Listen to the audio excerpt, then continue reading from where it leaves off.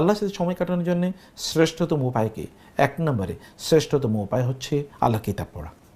আপনি যতই আল্লাহ কিতাব পড়বেন, আপনি ততই আল্লাহ কিতাব, আপনি পুরো কোরআন খতম করার চেয়ে আপনি একটা আয়াত, একটা শব্দ নিয়ে অনেকক্ষণ চিন্তা করুন, দীর্ঘক্ষণ চিন্তা করুন, তার চেয়ে অনেক অনেক বেশি উত্তম।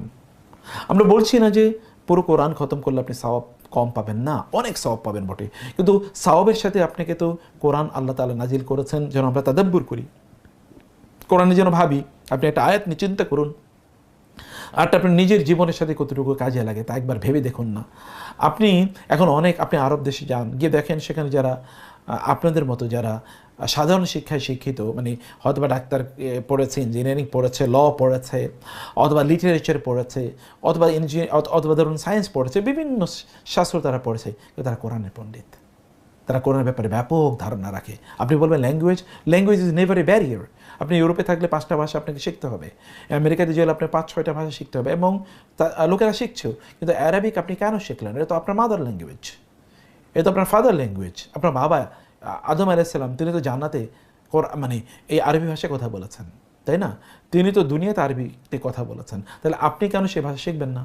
সেটা তো আপনার বাবার ভাষা, সে ভাষা আপনাকে শিখতে হবে, সে ভাষায় আপনাকে কথা বলতে হবে। আল্লাহ সুবহানাহু ওয়া তাআলা এর নিকটবর্তী হতে হলে আল্লাহর কাছে আপনাকে মোনাজাত করতে হবে।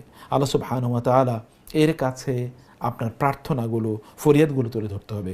আল্লাহর সাথে সময় কাটাতে হলে রাসূলের সুন্নাহ মোতাবেক চলতে হবে।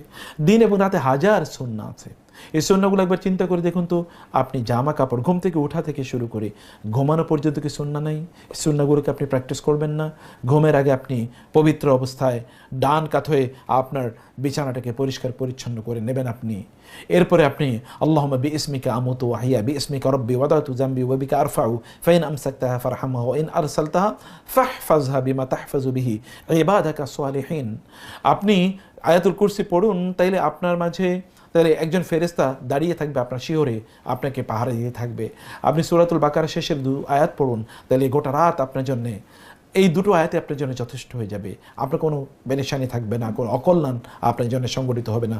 আপনি সেখানে কুল আউযু বিল ফালাক, কুল আউযু বিন নাস, কুল হুয়াল্লাহ 3 বার করে পড়ার কথা আছে।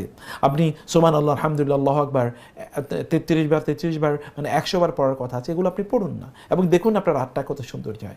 দেখুন না আল্লাহ বারাকা দিয়ে আপনাকে কীভাবে পূর্ণ করে দেন।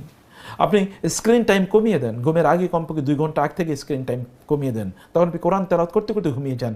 দেখুন আপনি স্ক্রিন টাইম আপনি করবেন কি?